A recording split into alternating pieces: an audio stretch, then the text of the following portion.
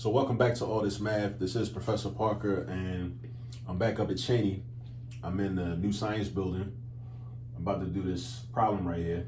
I'm about to solve this equation, but I'm chilling at first, and I'm just taking a look at it, right? Because that's what you want to do when you're solving equations. You want to kind of just take a look at it and just see what you're working with.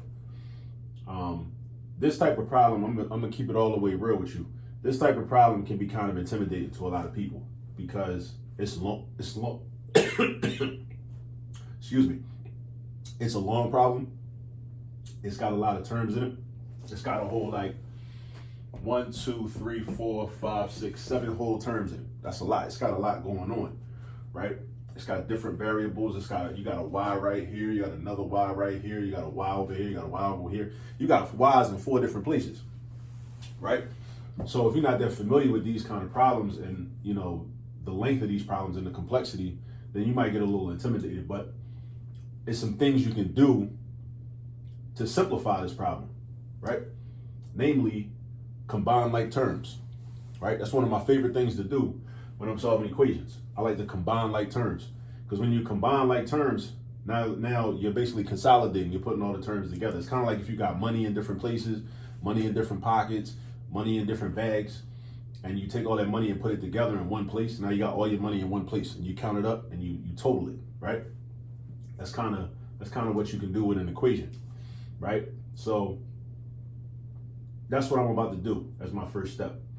But understand this, you can only combine like terms on the same side of an equation, right?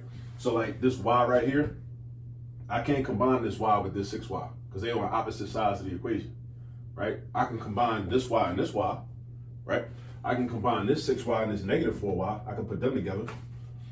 Same thing with the numbers. I can put this negative 4 and this 24 together. I can do that, all right? So I'm about to do it, all right? So check me out. 4y plus y is 5y. So I combine them. They're like terms. They're like terms because, well, let me back up a little bit. Yeah, because I don't want to take that for granted. You might not know what a like term is. A like term is a number. All numbers are like terms. So whether it's big, small, negative, positive, decimal, fraction, all numbers are alike. So you can add or subtract any numbers together that you want to, right? All numbers are considered like terms. All variables, when you start talking about variables though, variables that have the same exponent are like terms. So this is y to the first power because there's no exponent written. This is also y to the first power because there's no exponent written. So these two are like terms. Now you might say, what about that 4? And what about the fact that there's no number in front of this? That don't matter. That doesn't have any bearing on whether the terms are alike or considered to be like terms. That number, this 4 right here, is called a coefficient. This coefficient tells you how many of that y you got. So we got 4 y's. We got 4 of them, right? That's what that means. All right, so 4y and y are like terms. So I'm gonna add 4y plus y, and that's gonna give me 5y. And then I'm gonna add negative 4 and positive 24. Make sure you know how to do arithmetic with positive and negative numbers. You gotta know how to do the arithmetic with positive and negatives. If you're at negative 4 on the number line, imagine it was a number line up here, right? Just let's play pretend, and imagine if you can see it. I know you can't even see it. Actually, no, don't even imagine that because you can't see it no way. But imagine it was a number line right here, and you were at negative 4 on the number line. And if we add 24, that means we're moving 24 spaces to the right on the number line. So that means we're doing negative 4 plus 24. So if we move 24 spaces to the right, where would we end up at? We would end up at positive 20. So that means negative 4 plus 24 is equal to positive 20. So we got 5y plus 20. Bring your equal sign down. Now over here, I want to combine like terms too, right? So I want to put this y with this y, right? I want to put this 6y, this negative 4y together. So that's basically like doing 6 minus 4. I got 6 y's right here, and I'm taking away 4 y's. So that's 6 take away 4. So that's 2, all right? So that's going to become 2y plus 20. So now, you said that problem was much longer, and that problem had 7 terms in the beginning. Now we only got 4, all right? So now it's still like a little bit, might look a little bit challenging to you because you have a y term on the right-hand side, you got a y term on the left-hand side. So it's a few ways we can proceed. It's a few, right? We got options, right? When we're solving equations, we have options. So what I would suggest though, is I like to do something called transposing. Transposing. Transposing is basically when you pick up a term, or just they basically take a term in an equation and move it to the other side of the equation, meaning move it to the other side of the equal sign. The equal sign is like the boundary, right? Or the divider, right? The dividing line, right?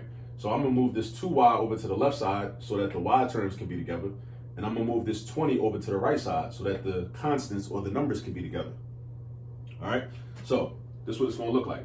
But whenever I transpose, I have to change the sign of whatever term that gets moved. If you move it to the across the equal sign, basically, if you cross the equal sign, your sign changes. Don't forget that. Negatives become positive and positives become negative. If you cross the equal sign, your sign changes. All right, so now we got 5y minus 2y is equal to negative 20 plus 20. So look what happened. Where does negative 2y come from? It came from right here. When it was on the right-hand side, it was positive. Now it's negative. This 20 over here, when it was on the left-hand side, it was positive. Now it's negative. All right? Went from positive to negative. This went from positive to negative. All right? So now I can combine like terms again. I got y's together. Remember I told you, you can't combine like terms if the terms are on opposite sides. So this 20, I can't combine it with this 20 over here in this state because they was on opposite sides of the equal sign or opposite sides of the equation. They need to be on the same side of the equation.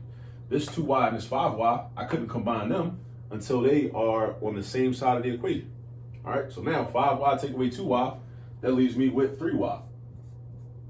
And then negative 20 plus 20, when I add that up, I get 0. Because that's like owing somebody $20, and then you get $20 and you pay it to that person. Now you owe them nothing. All right, well, let's say your bank account was at negative 20. And then somehow somebody cash app you $20, it gets deposited into your checking account automatically. Now your balance is 0. So you don't have $20, you have $0 because you had to pay back that debt. So now I want to solve for y. So I'm going to isolate y by itself. And in order to isolate y by itself, I need to get rid of this 3. So now the question is, how do I get rid of the 3? We always do inverse operations when we want to get rid of things in an equation, right? We want to get rid of stuff, we do inverse operations. So if this says 3y, that means 3 times y. 3 times y is multiplication. So you have to know that the inverse of multiplying is dividing, just like the inverse of adding is subtracting, and vice versa, right? So I'm going to divide by 3 to get rid of this 3. It looks like that, right? And 3 divided by 3 is just 1. So then that leaves me with 1y, which is what I want. I want 1y, or just y. I don't have to write the 1. That's not necessary.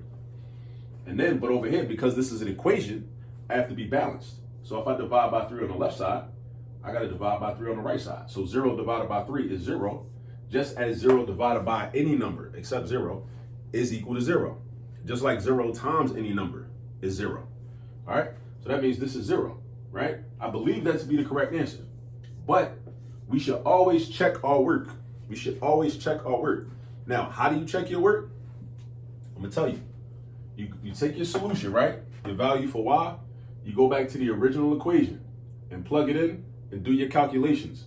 And then if the number you get on the left side from all your calculations is the same as, because that's what the equal sign means, is the same as the number you get on the right side from doing all your calculations, then that's how you know for real and you have proof that this is correct.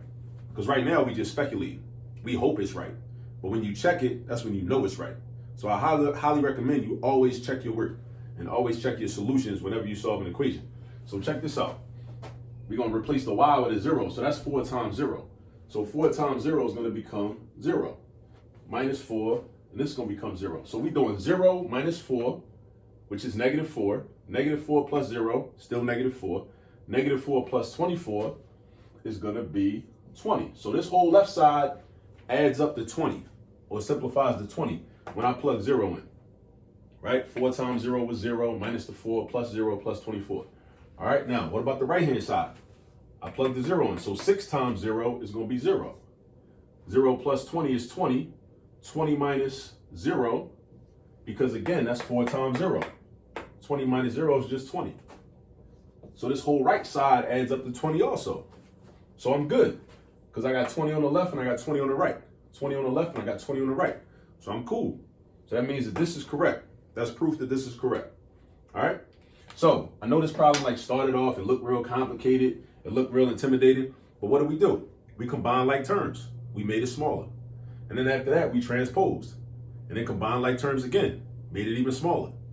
So don't get intimidated when you first look at a problem and it looked real long and it's got a whole bunch of terms in it. Don't do that. Don't psych yourself out, because all you're going to do is psych yourself out and you're going to feel like, oh, I can't do this. Oh, this is too hard. This is too much. No, it's not too much. It's some basic steps that you can follow to manipulate this a problem like this and make it real manageable. Make it real manageable. So don't psych yourself out. A lot of people be psyching themselves out that could otherwise probably excel and succeed in a lot of different math problems and a lot of different math scenarios. But as soon as they tell themselves, oh, I can't do this, I can't do it, it's too much, then you're right. You can't do it, it's too much. But if you just say, yo, like, listen, I know how to do this, I know how to combine like terms, I know what steps to take, I know I can transpose, or I could use some inverse properties, because I didn't have to transpose right here. I could have did minus 2y right here and minus 2y right here. I could have did minus 20 right here, minus 20 right here. And it still would have been simple. I still would have been a simplified form I would have ended up with, right? But I'm saying, I'm saying all that to say, don't psych yourself out. Don't psych yourself out. When you see a problem, an equation that's lengthy like this, it's manageable, right? It can be done. What's that African proverb? How do you eat an elephant? One bite at a time. One bite at a time. You know what I'm saying? So you can just apply that to mathematics, algebra, geometry, pre-cal, calculus, whatever class you in. Just go one step at a time. As long as you know your steps, you got your notes, you know, whatever. That's what you can do. So here's the thing. I showed you how to do this, but you're not going to really fully understand and fully learn it and fully internalize how to do this until you practice. So you got to go practice some problems. So get some homework problems from your teacher or your professor or whoever, or just go online and find some problems that look similar to these. Google search solving equations, multi-step equations. You can look that up and see what it gives you. All right, and then go get some practice. Okay, and I'll catch up with you on the next video. Peace.